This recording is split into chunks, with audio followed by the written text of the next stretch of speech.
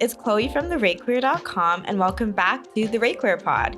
This is episode 4, all about my coming out story and what I call the acceptance myth. Episode 3 was our story time where I talked about my summer of my spiritual attack and how the I even got over that and understood what that was. If you're new here, my name is Chloe. I'm the person behind the ReiQueer. I'm a Black and queer Reiki master. I'm an equity consultant, community educator, and more than anything, this podcast is a space where people like me can just get raw and real and really show everyone the person behind the brand in the context of working in the wellness industry. I essentially just want to be myself, which is kind of raw, kind of messy, kind of all over the place. And I feel like there's not a ton of representation for silly bitch like me in wellness. So in episode 2, I spoke all about the timeline of my heartbreaks and what I learned from them. And I did touch a little bit on my coming out story, but I figured let's take it there. Let's talk about it. And let's distill some of the lessons that I learned from that. And what I will go on to explain is my own theory around acceptance and the myth behind acceptance, especially for queer people like myself. Okay, so let's take it from the top. Not gonna lie, you guys, I was a gay ass little girl. I feel like when I look back in my childhood, even my early childhood, I have such vivid, distinct memories of significantly queer experiences, basically all throughout myself growing up. Why are you gay? It was sort of like my baseline. I didn't know any better than to think it was anything other than normal. No shame or religious guilt had been indoctrinated into me yet. It was kind of just a normal part of my childhood.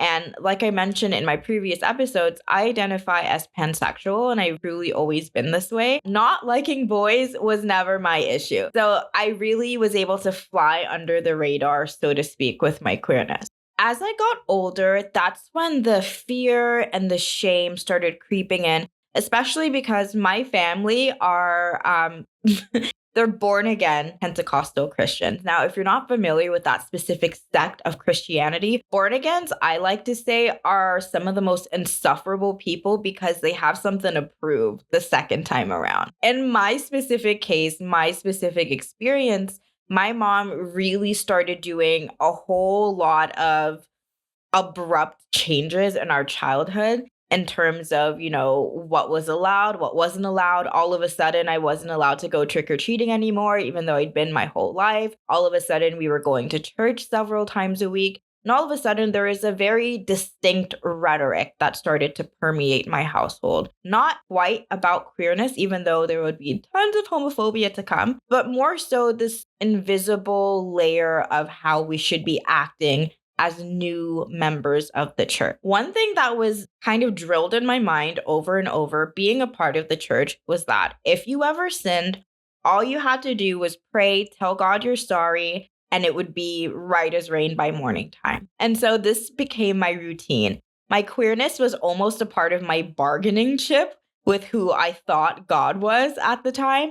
And so every single time I would just pray for forgiveness. And then I wouldn't go to hell anymore for looking up girls kissing on the family computer. When I look back at that time, I do feel pretty sad for myself. In hindsight, I was just a little girl. I was figuring out the world around me. I was a queer child. I didn't really have full grip on that yet.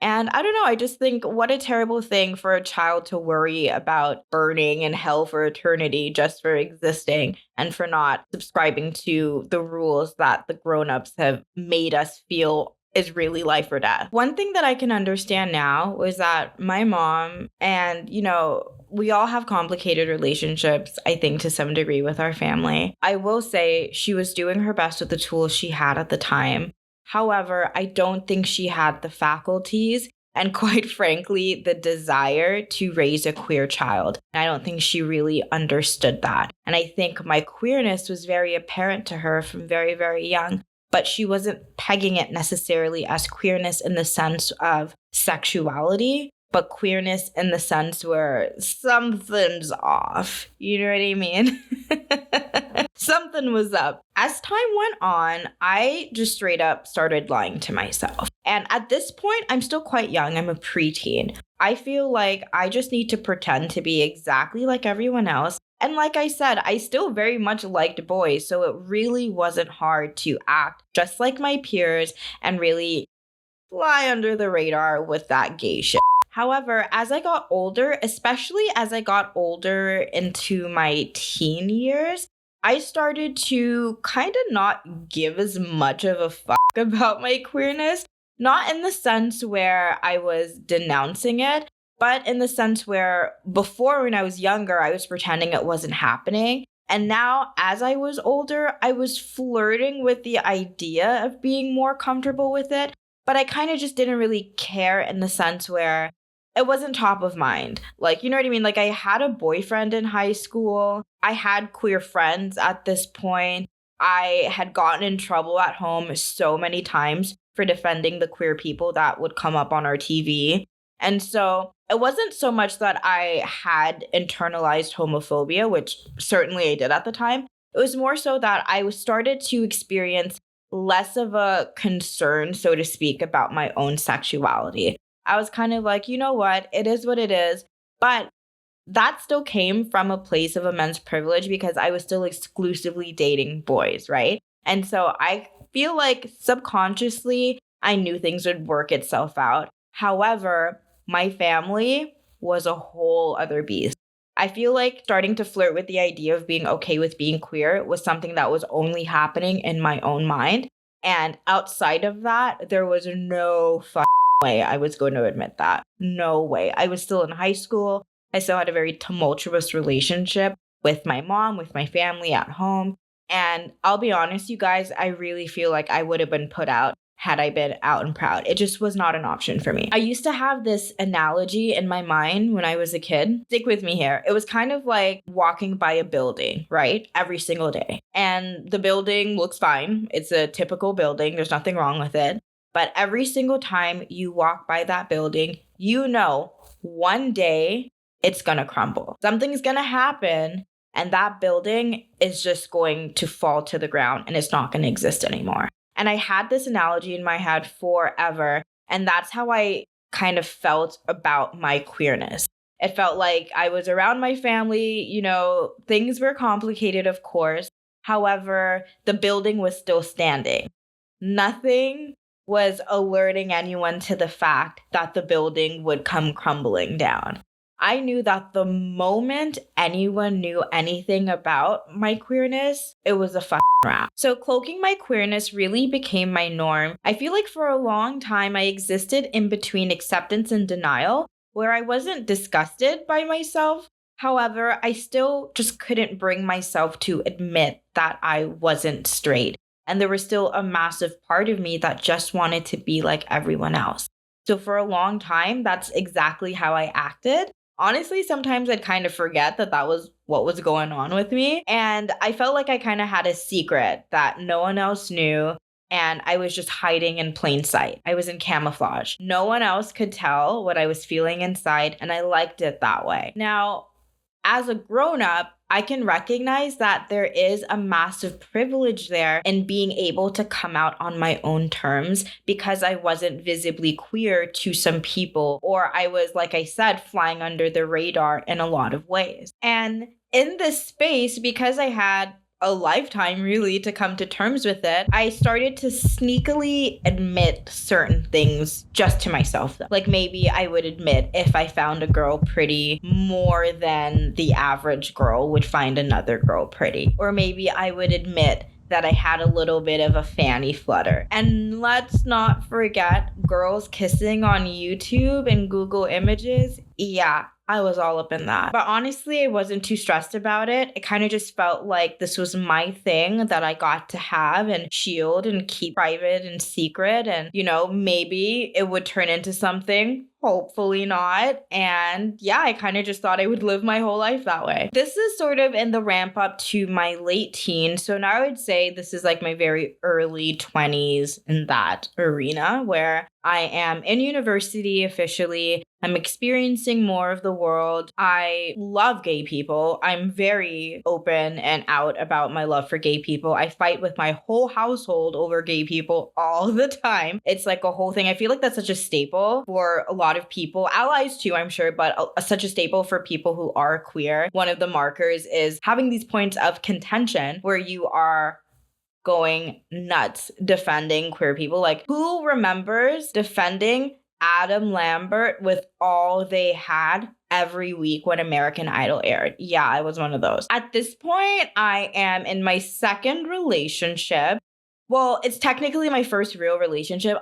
You guys, please. I do not count my first relationship. I was 17. I do not count that. My first actual relationship was when I was 19 and we stayed together till I was maybe like 21. Don't remember. But anyways, with that person, I was a lot more comfortable dipping my toes into admitting that I was queer. I feel like we had conversations like that together.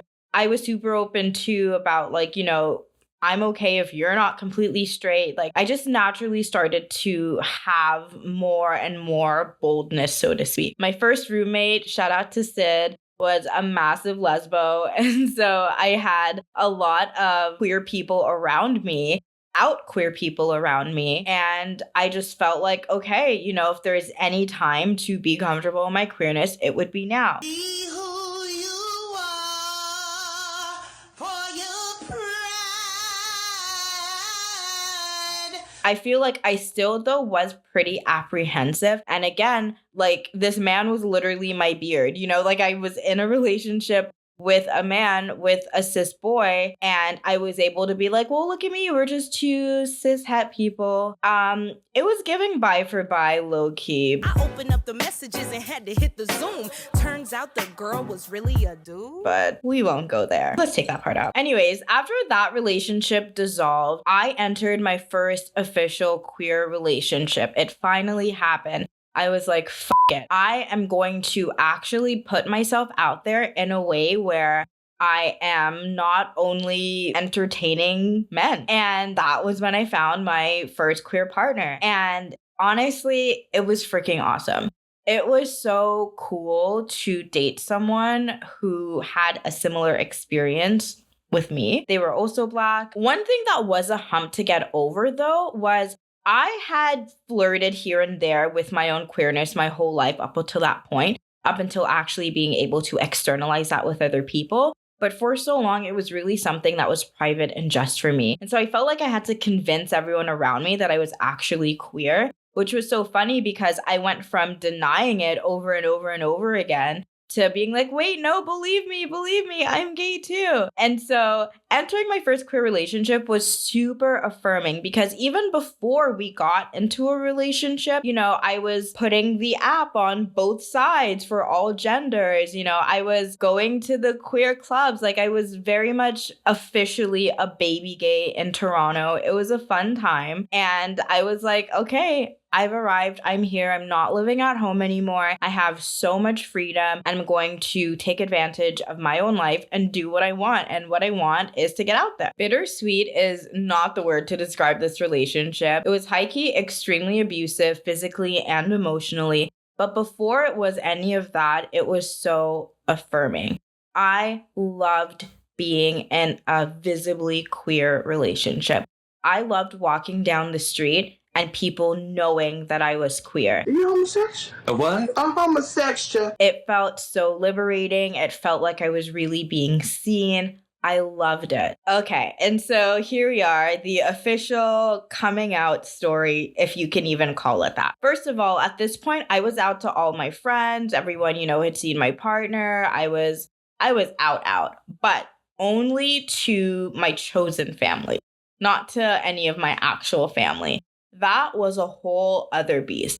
Remember the analogy of the building? Yeah, the building was crumbling. It was really getting there. Things were rickety, but it wasn't destroyed yet. It was still standing, but it was starting to break apart a little bit. And I knew that I had a very small window before someone found something out. But I still wasn't ready to just say it. I just wasn't ready yet. So at this point, I'm in my very early 20s. And I almost say that as if to give myself a little bit of a pass because I'm not necessarily proud of my part to play in this. Yeah, whatever. No preamble. Let me just explain what happened. I used to go back to my home city, Mississauga, pretty frequently. I actually had a job in Mississauga and a job in Toronto, so I would travel back and forth pretty often for quite some time after moving out of my mom's house. Now, my mom's house at the time was kind of like the hub, you know, all my friends would come there. I was super comfortable bringing people over. I always had friends over. It's kind of like our little meeting spot.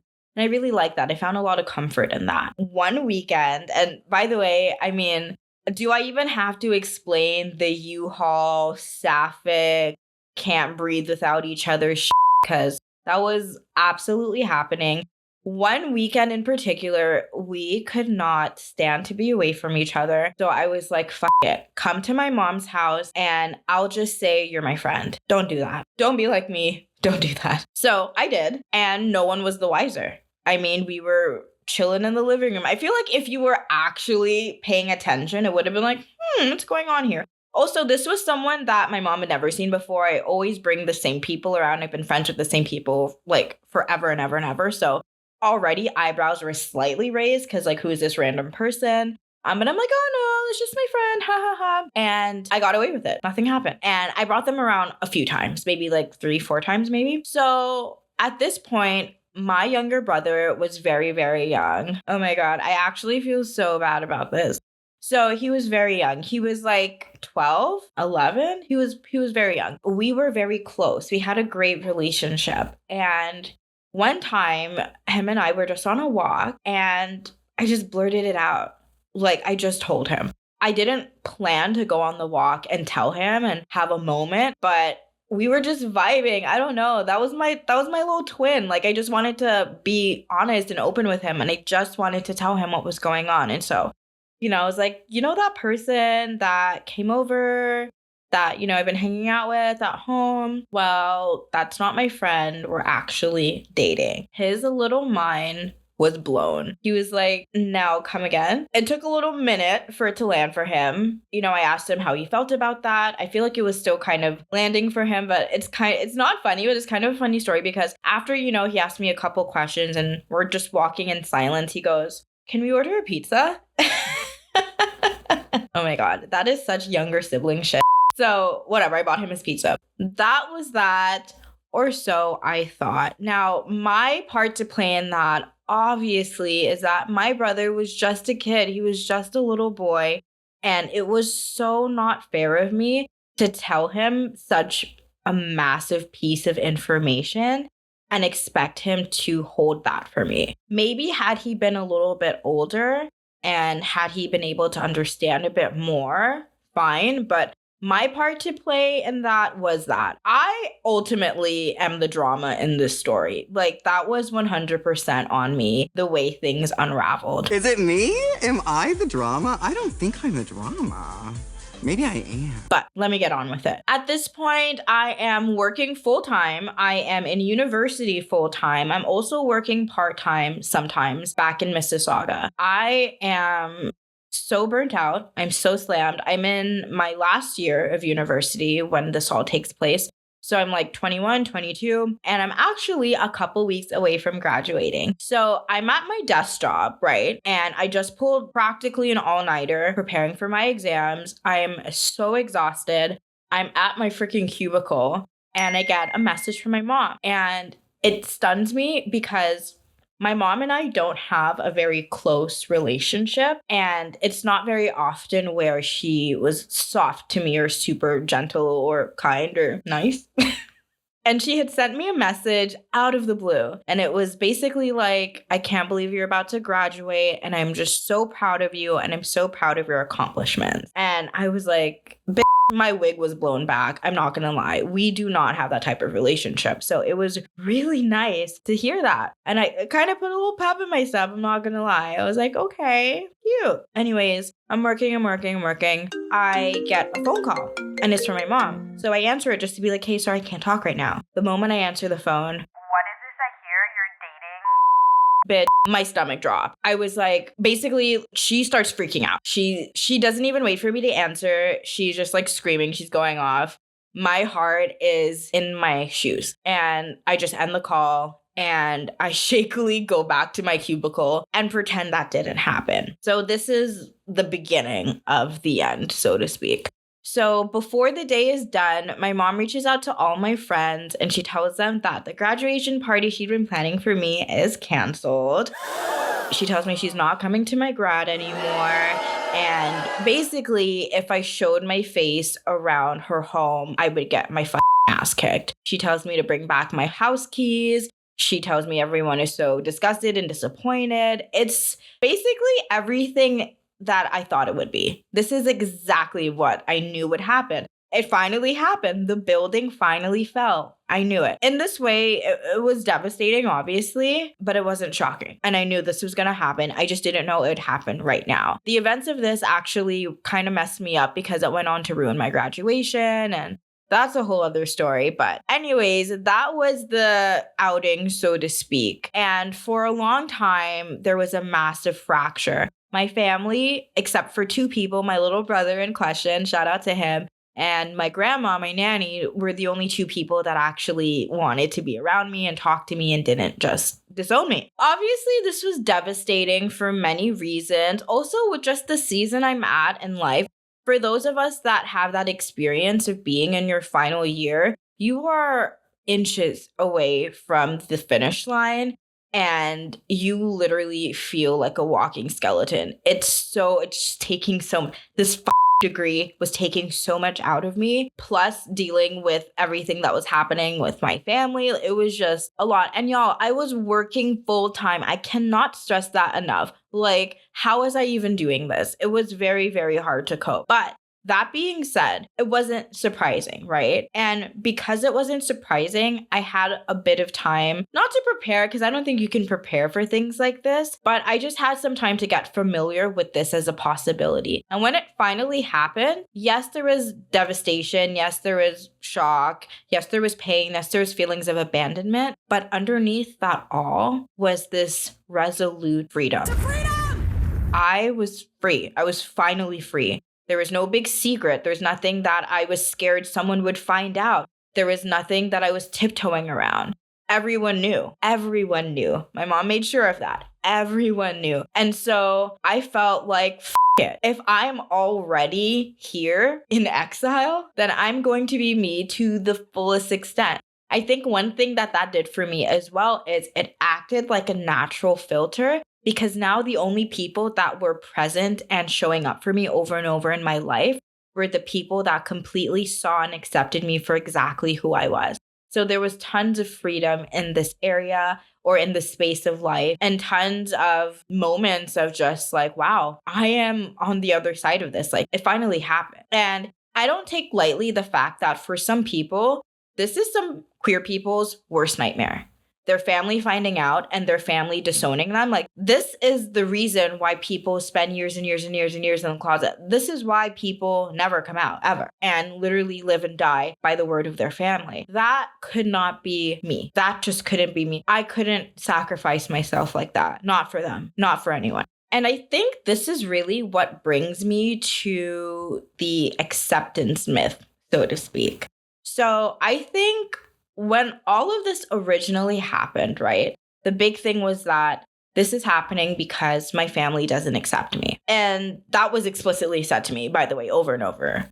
We do not accept you. We are not down for that. We do not want you here. The thought behind the acceptance myth is that we need acceptance in the first place, not from everyone. Sure, we need acceptance, but we don't need acceptance from everyone. And I'm going to take that a step further. We deserve to be accepted, but the fact is, not everyone has acceptance to give to us. So in my case, right, I'm able to look back and say, I deserve fully to be accepted as a queer person. But if they don't have acceptance to give me, now what? You know what I mean? And so I realized, oh my God, I'm on the other side of this now. I've already been disowned. I've already been called every name under the sun. I've already been threatened. All of this has already happened. And all this is showing me is that I actually don't need your acceptance. And for a very long time, I wanted desperately that acceptance. The whole reason I didn't come out is because I knew I wouldn't get it. And so I wanted to prolong the moments before, things were irreparably damaged. because I knew I would never be that story with the parents or with the family that accepted their queerness. That's just not my life. And so I wanted to prolong that moment as long as I could because I knew I wouldn't get that acceptance because I wanted it that badly. But now I realize, and this isn't, something that just landed for me. This is what I've been living with for the past few years now. And by the way, we're not still in that place. Like, I'm not disowned anymore. It was years and years and years of, space and then some more space. And even, I'm not even going to lie to you guys, like, even now, it's just not possible, right, to be very close. It's not possible to be very close, but we're doing what we can. And I'm doing what I can with my own boundaries and whatever. I'll do the best I can with what I got. That is very complicated and maybe another podcast episode in itself. But what I'm trying to say is that acceptance is no longer required from my family. That is no longer something I need from them. I don't need them to accept that I'm queer at all, actually. They don't have to accept that I'm queer. If they do, awesome. That'd be great. That'd make my life so much easier. But at this stage in my life, that's not even where I'm at anymore. I have evolved beyond needing them to accept me. Right now, what I need is for them to respect me.